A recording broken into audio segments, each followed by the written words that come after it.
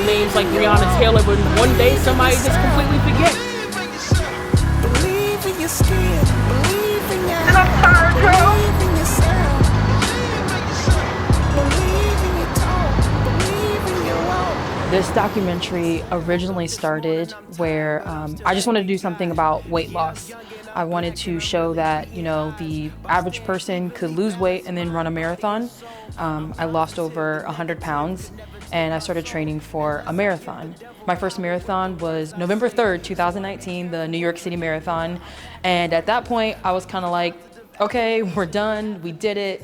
Let's make this film and be done and show people that the average American and even the average plus size American can pull it together and run a marathon. And my co-director was like, you know, I think you should think bigger, let's go bigger. And then we finally settled on doing a 50-mile run, 50-mile race. But then my mom, she was like, you know, if you're putting this money into it and, you know, you're training for this, why don't you make it into a documentary? I had kind of given up on the whole 50-mile run thing. I was like, this ain't happening. My mom was like, no, you need to change it to this social justice movement that's happening. I remember I went to my first running protest, which coffee is how I found out about this, where we run to protest. We ran over the Brooklyn Bridge and shut it down. And I was like, holy crap. This is Nattalyee. She's running 50 miles to lift up the lives that was lost due to police brutality. There were 5 of us in the beginning who ran, and I remember thinking, like, you have to make 50 miles today. I really started to reevaluate and really think about what I'm doing when it comes to running outside and how being outside and being Black is a threat. After Ahmaud Arbery. Around the time Ahmaud Arbery died. What happened to Mr. Ahmaud Arbery affect me because I'm a Black man. When Ahmaud Arbery was murdered, it was just I felt like a lot of dust was kicked up. I used to run 1 mile, being that we couldn't run long distance. I used to run 1 mile, and behind me, I would have my sister to drive behind me because of that. I had actually purchased some weighted vests to start running with, right?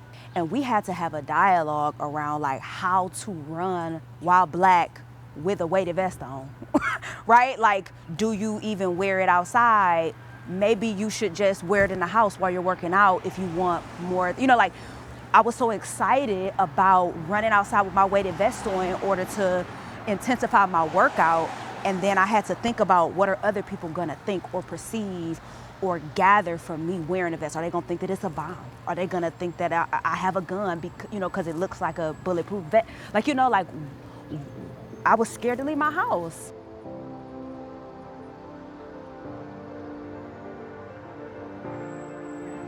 How's it going so far? Good. That moment allowed the whole entire running community to look at it. Black, white, whatever your color was. And you saw a lot of white people stand up in the running community and speak on how their privilege of being able to run and not have these same suspicions about them exist.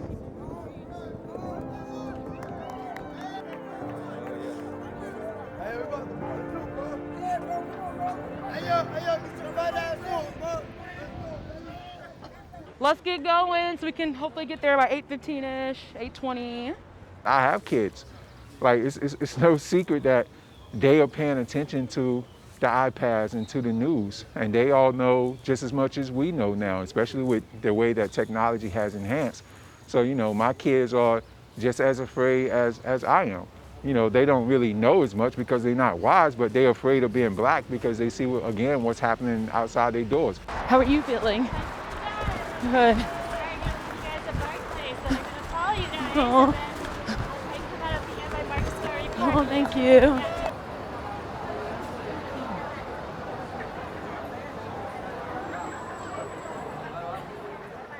My mom had, you know, she contracted COVID in October, and at first we didn't think that much of it, but she got really sick and she was in the ICU at that time. And I had talked to my mom before the race and I was like, you know, I know you're here with me in spirit. My sister came out there to do it with me, but I just had so much pressure on me. My mom is in the hospital in the ICU. I don't know if she's gonna make it out. I'm running for all these lives for police brutality. And at this point, I'm honestly just tired. And now I'm not in the middle of it, but I'm walking up to this stop, like, what am I gonna do? I have experienced being discriminated, been targeted by the police, running not too far from here in Crotona Park with a friend of mine. We was running and the police was behind us in the park, jogging clothes on, and they stopped us and they asked us why we was running. And I thought it was pretty clear if we were running in a park in athletic attire, what we was doing. I just get angry even thinking about it because you should be able to just run free wherever you are. It strikes a fear that you really can't even describe. Yeah.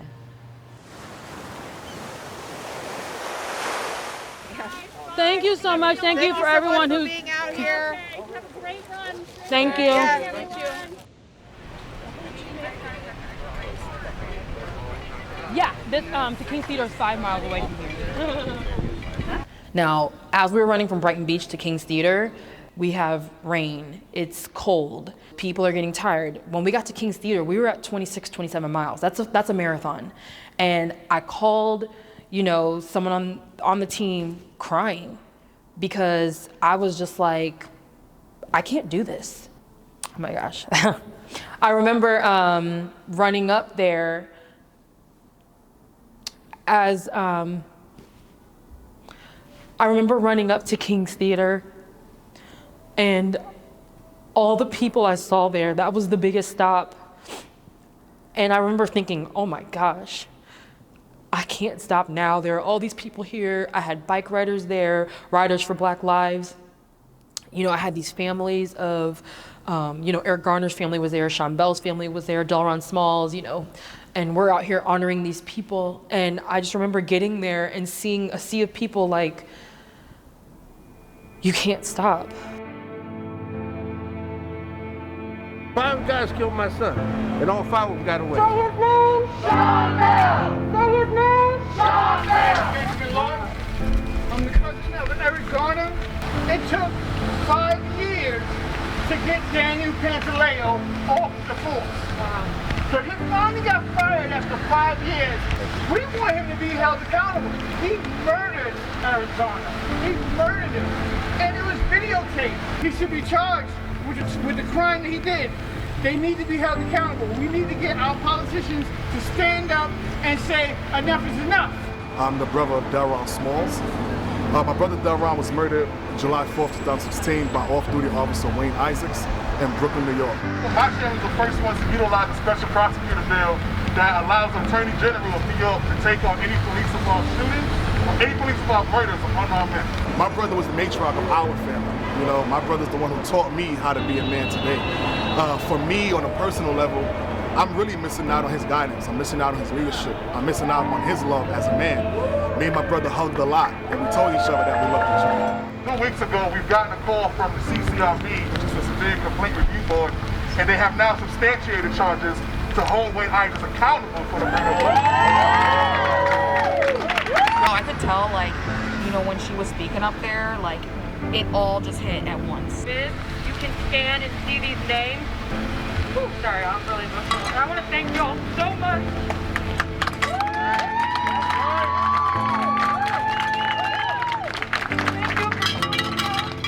Because as I run, I think I could have easily been Breonna Taylor. I could have easily been Sandra Bland.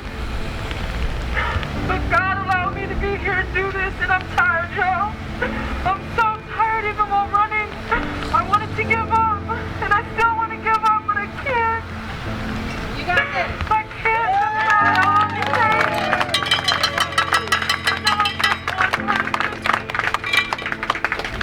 But I hope people change. I hope cops change. I hope people do what they're supposed to do, because no one deserves to die for nothing. And I feel so bad for the people who did, and that God spared support me when I was in situations like that. And there's a lot going on just in our family with our mom having COVID, and there's been so much stress, so I know that this is really important for her. There's a stigma when it comes to exercise, especially with Black females, and I think that's also part of why she's doing this documentary, to bring awareness. This protest is impacting the lives of someone who lost their lives to police brutality. It's all good. We need law and order, don't get me wrong. But the whole thing, we need it the right way, not the wrong way. If you look at the shade that I'm in, the shade that I wear every single day, I'm a threat. And you know, Black lives do matter, and then we also hear that blue lives matter, but what those people don't understand is that at the end of the day, they take those blue uniforms off. There's no such thing as blue lives matter. You know what I mean? They can retire from that occupation. I can't retire from being Black.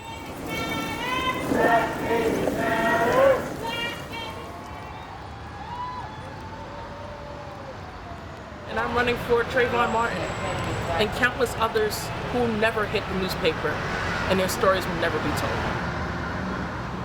It took for a lot of noise for their names to be said and chanted in the street. Nobody wants to be a hashtag. People will make you feel like shit and make you believe that you are nothing until you become nothing, and I refuse every single day. I refuse. Regardless of how hard this shit may be, I refuse to succumb to that shit. Because the moment I do, then that means I'm telling my kid to follow the leader. For my kid, I always have to fight. Another reason why I made this film was to show people that you don't have to be first place to finish the race. And you know, a lot of times we think, oh, well, if I'm not gonna win it, why even do it? It doesn't matter if I come in first place. It doesn't matter if I come in last place. I just want to finish the race.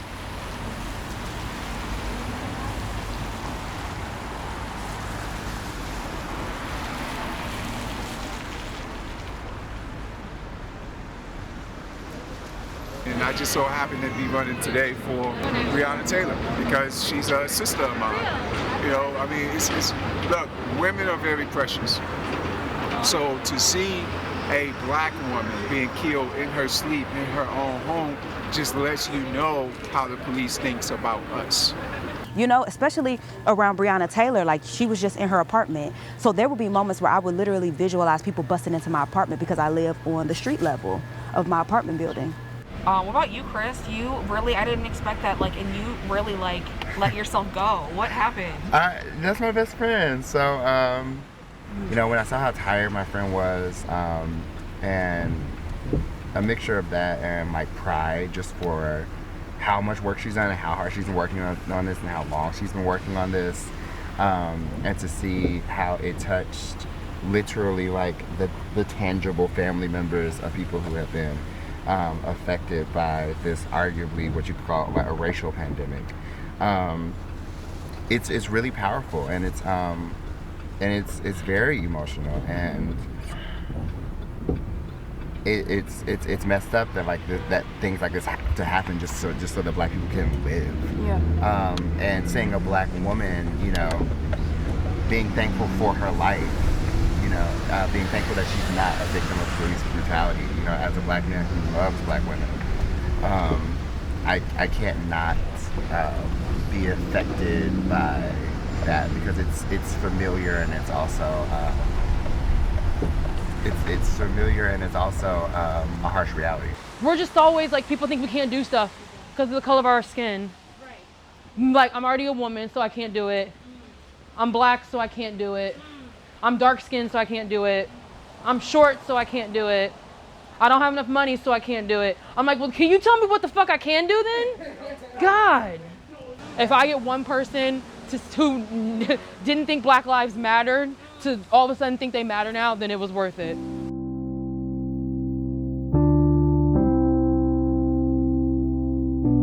Unfortunately, my mother did pass away in December from COVID, and I'm just so grateful that she got to know that I finished my 50-mile race. I'm at 50.22. I am so grateful that she is the one who told me to change the trajectory of my film, because if it was not for her, I would not even be sitting here doing this film. So because of my mom and her strength, I'm now going to give my strength to other people. Howdy, it's Mama. Just checking in, little sugar plum. Bye-bye. She was super sick in the ICU when I was running this race. And afterwards, I did get to, talk to her and tell her. And she said to me, I knew that I could not die while you were doing that race because you wouldn't have finished it. And so I thank my mom for pulling through for me to finish this race and to finish this story. And I will finish this story because of her. So thank you, Mom. You put my treasure with me. 6 feet buried, but now it's alright. Won't help me now. My father told me So I believe it's very important that people of color stand up in all avenues and be at the forefront and have a seat at the table. We still got to fight because we still black and we still people of color that's struggling once we step outside of our door. Sometimes you don't realize how powerful a movement is until you are in the midst of it. Oh, how we're all equal. We're all equal. We're all equal in the eyes of God. We're all equal. We're all equal. We're all equal in the eyes of God.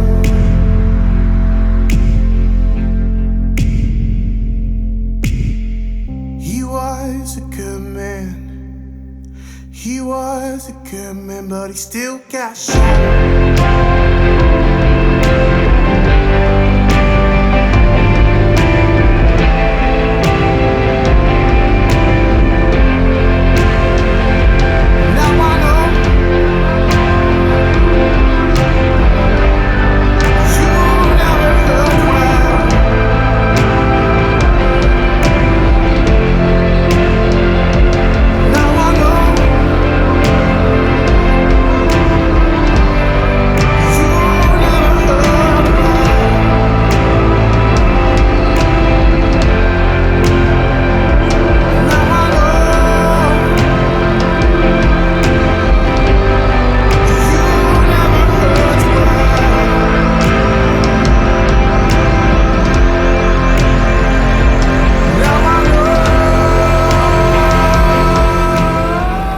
Fight the power.